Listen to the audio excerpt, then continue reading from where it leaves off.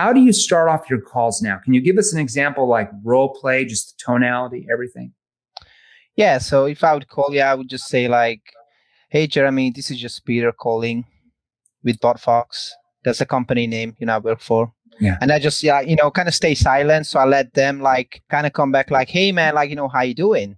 Yeah. And, I just say like, just, hanging around, just, kind of being a boring guy, like as you Now, teach. why do we teach you to say, if they say, how are you doing? Why do we teach you to say, just hanging out, just, being the boring guy? Why would we Yeah, teach you to say something so different like that? yeah. Because if you downplay what they're gonna do, they're gonna pull you in and like I had people like, "No, man, like I'm sure you're not that boring," and like, Yes. um, Because if we upplay and we say, I'm so excited that we're on this call and we've got a great promotion going on, they yeah, automatically do what? yeah, yeah, you're done.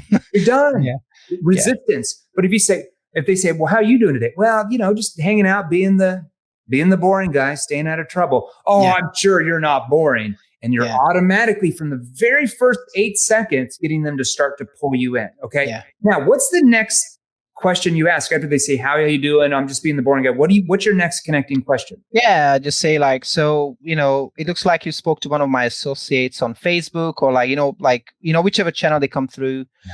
And then I just tell them like, about possibly getting some help with your business. And, I just tell them like, I was just curious, like, what was it then you and him kind of talked about that, caused you to, I guess, want to book with us today, just so I understand. And what do And they say when you do that? oh, like sometimes they try to like kind of ramble on, then I have to obviously like, like interrupt. But like, they tell me like, yeah, I spoke to XYZ because I need help with this and I'm doing this and this. That So yeah, now it opens them up that where yeah, they start to tell you what they're looking for and why. So immediately takes the pressure off you. You said just a few words, and now yeah, they're the ones telling you why they want to even change from the very first 30 yeah, seconds. yeah, Okay. Now, at that point, there's a couple other connecting questions you ask. I'm not going to reveal all of your questions to everybody because that's not fair to you.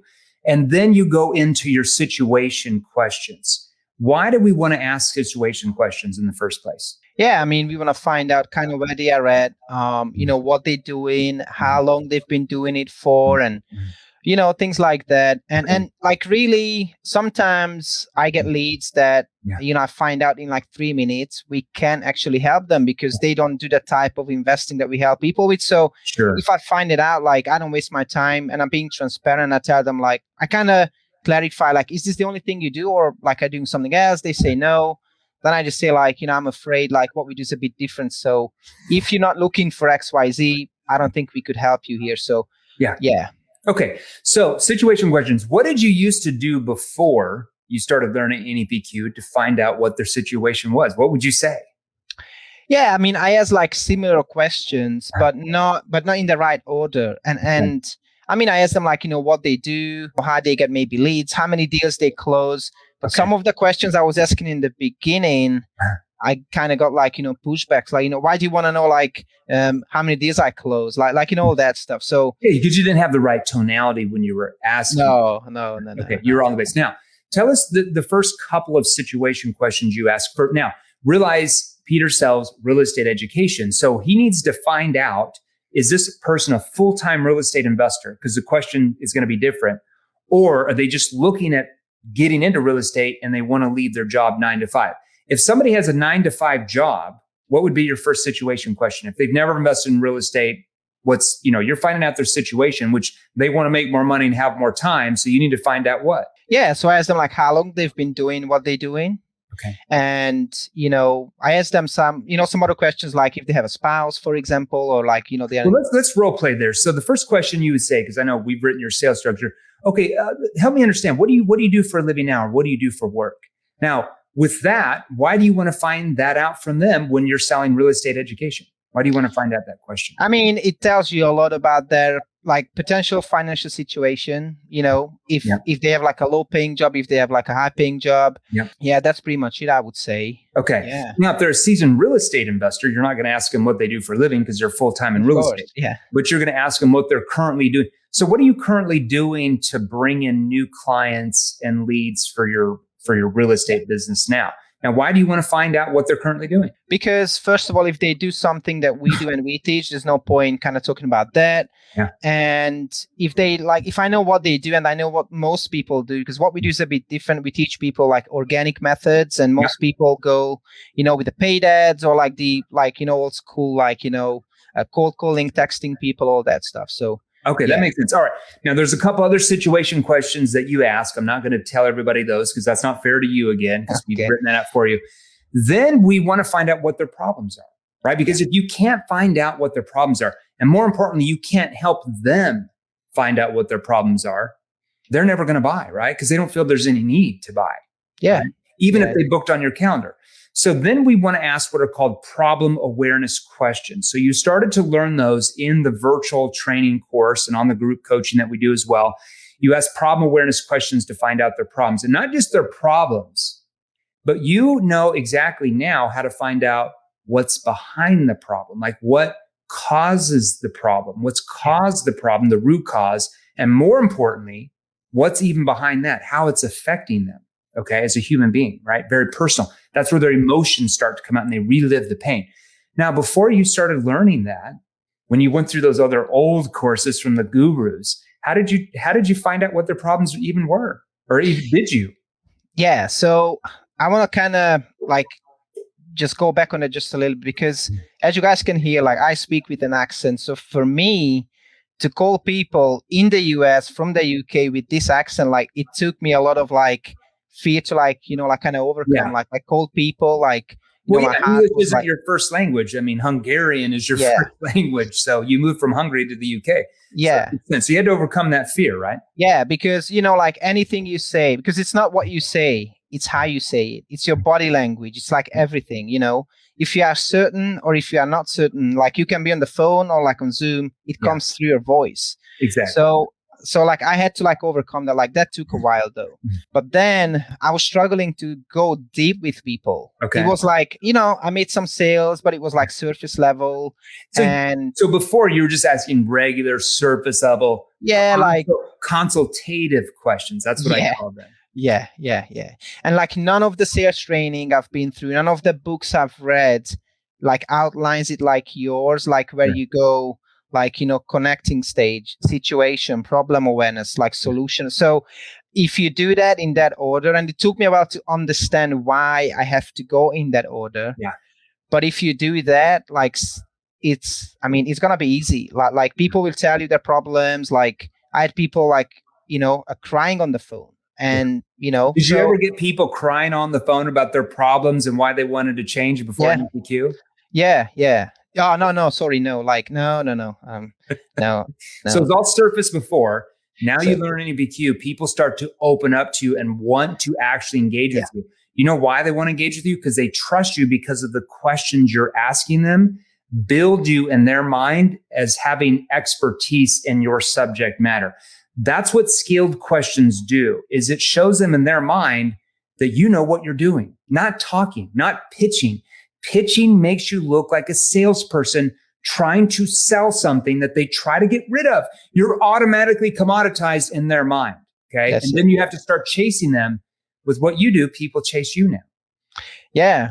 I mean, it's good sometimes at the end of the calls, I don't even have just a commitment question. People ask me okay, so what's the next steps? How do we move forward? So, you get a lot of laydowns. It's always nice to get a lot of laydowns and battle in mind. Okay.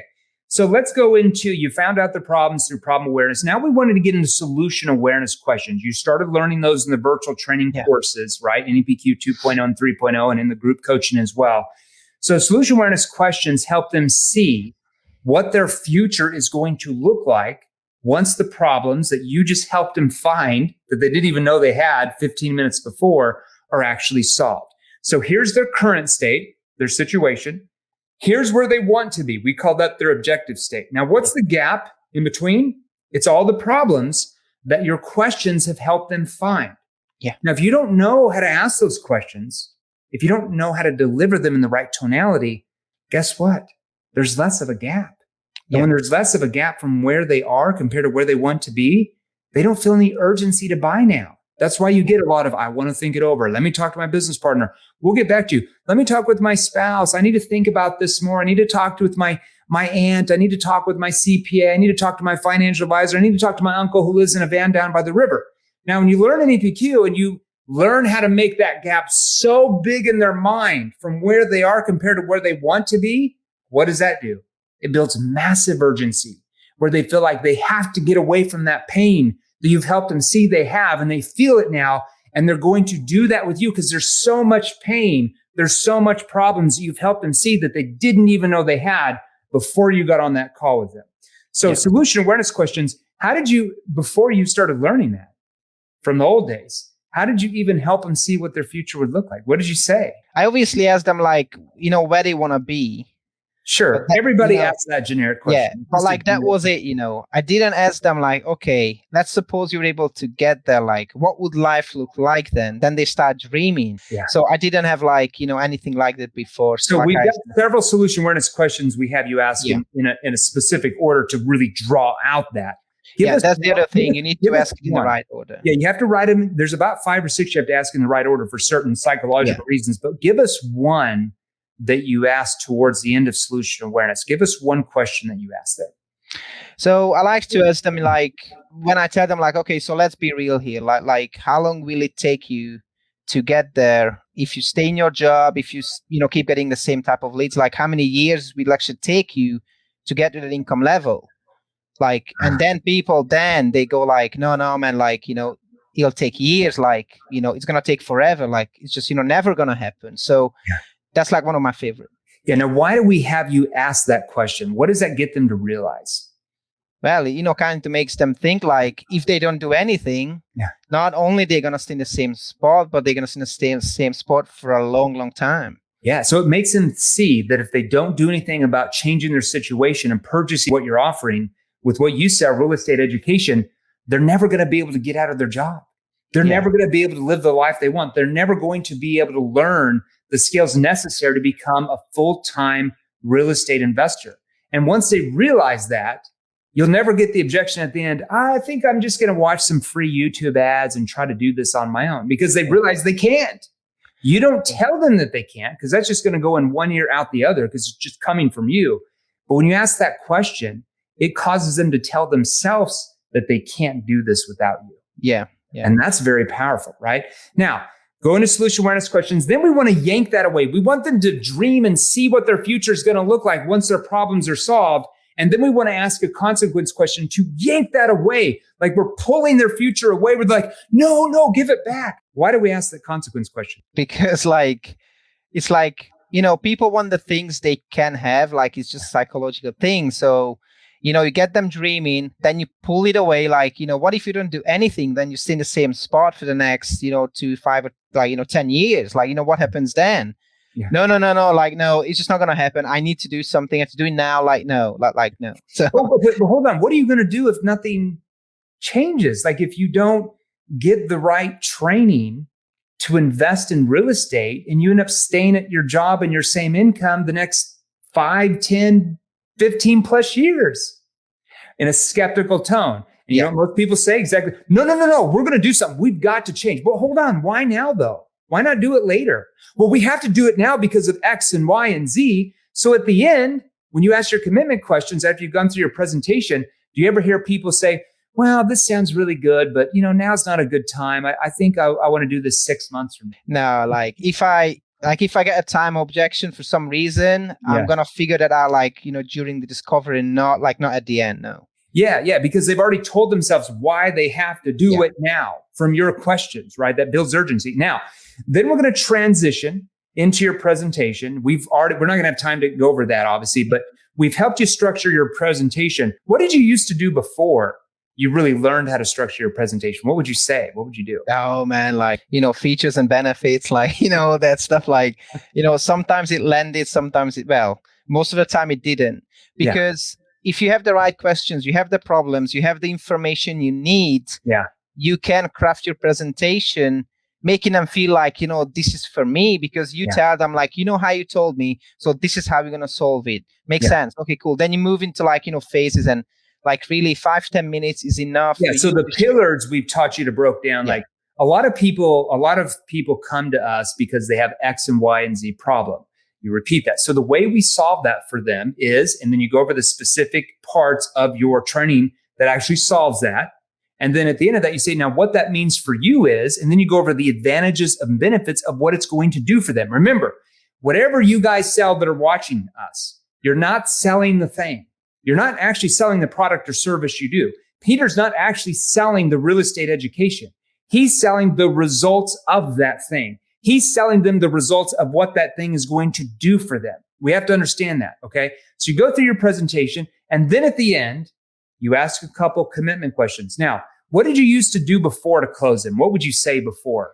Long time ago. What would you try to do to close him? What would you say?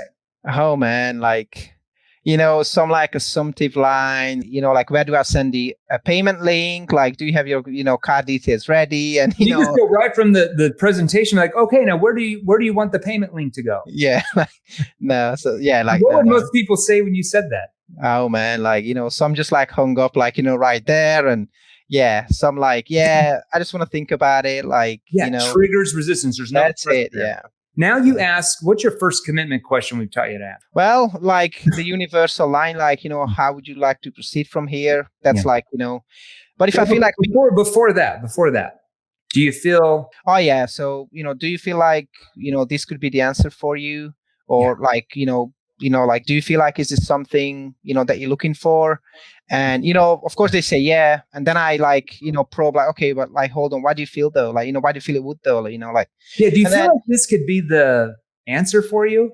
Yeah. Well, hold on. Why do you feel like it is though? It's almost like you're skeptical about why they even said it is. And then they tell you what? Well, they keep selling themselves because I like this. I like how you guys build a team. I like I'm going to get leads for free and all that stuff. So yeah, they like telling themselves why and what they like about it. So. Yeah. So do you feel like this could be the answer for you? Now it's how you say that. It's not saying, do you feel like this could be the answer for you? Yeah. Completely different. We have to learn the right tonality and delivery, which you learn going through the virtual training platform, 2.0 and 3.0 member, plus the advanced inner circle. You really learn the tonality and the pausing there. All right. Hey, Peter, thanks so much. I just wanted to congratulate you. I think it's awesome going from, man, I thought you were making $5,000 or $6,000 a month before the training, but now learning that you were only making $3,000 or $4,000 a month, and you lived in the UK, which is expensive. It's not cheap to live there. And now you're making $25,000 plus a month in commission, some months $30,000. And here's the thing, Peter's still learning. He's still in the advanced inner circle. 3 months from now, his income is going to be higher than it is now. That's what he's doing. So he's not stopping at like, oh, I made it. I'm making 300,000 plus a year. I know everything. How much do you really want to make once you learn these skills? I mean, there's no limit there. Like, no. Because the more I know, the more I can help people. The more I can help people, the more money I can make. So there's no really like, that's what I like about sales. And that's what I didn't like in my job, that just, pour in your heart and everything, but you still get used by your bosses and stuff. Yeah. But in sales, if you perform, like at a high level, there's no cap. Like you can always going to get rewarded. Yeah. I guarantee you 90 days from now, you're probably going to be making at least another, instead of making 25, 27 grand a month, I guarantee you're probably going to be up to 35. 3 months from that, you keep learning 40, 45. I've even got people in your space that make 60, 70, 80 grand a month in commissions. It just takes a while to learn how to do that. So congratulations. Yeah. Thanks, man. You're on the right path. Thanks everybody for hearing. I hope breaking down Peter's sales process, giving you a little bit of nuggets. We don't have time to go through all of his questions or anything like that, but even giving you 10, 15% of them, hopefully that will help you. And if you want more details about how, our training programs, we've got 20 plus different training options at this point on how you can sell more of your products and services like Peter has and thousands of our clients in the last 2 years.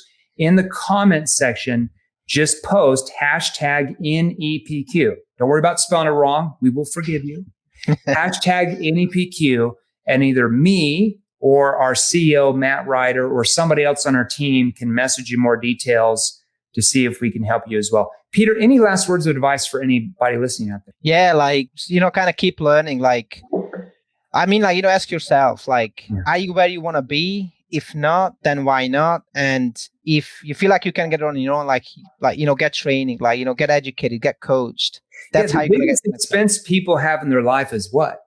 Their lack of knowledge. That's it. It's their lack of knowledge of not having the right skills that work with human behavior for them to get up to 250, 300, $350,000 plus in commissions. We have salespeople that make even more than that. Okay, that's your biggest expenses. You just don't have the knowledge yet. But once you get involved in the right training and you have the right knowledge, look what it does for people like Peter, who went from $3,000 a month to almost $30,000 a month in commissions, and he's still selling the exact same product he was before.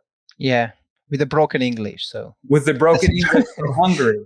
Yeah, that's important too. Yeah, I was telling you, I was in a meeting the other day, and we even have, because we have a whole large internal sales force that sells for other clients of ours, right? That sell other products.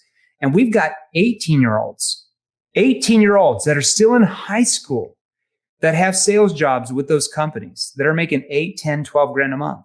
And they're 18, just barely going through our training. Imagine what they're going to be like in 4 or 5, 6 years from now once they really learn. So it doesn't matter your age, doesn't matter what you look like, doesn't matter if you're male, female, none of that matters. It's just learning the right questions at the right time with the right tonality to work with human behavior. That's what's going to do the difference from you making a lot of money as a sales professional rather than just making what you're at now or being average or below average. It just takes learning the right skills. All right, Peter, thanks. I've got to run for a meeting. I appreciate you being on here. Thanks, everybody. Peter, get to work. See you soon. All right, man. See you soon. Thank you very much. Hey guys, if you enjoy these, here's another you can watch right over here. Join our free Sales Revolution group. Click the link below, join us, and we're going to help you. Thanks for watching. We'll see you real soon.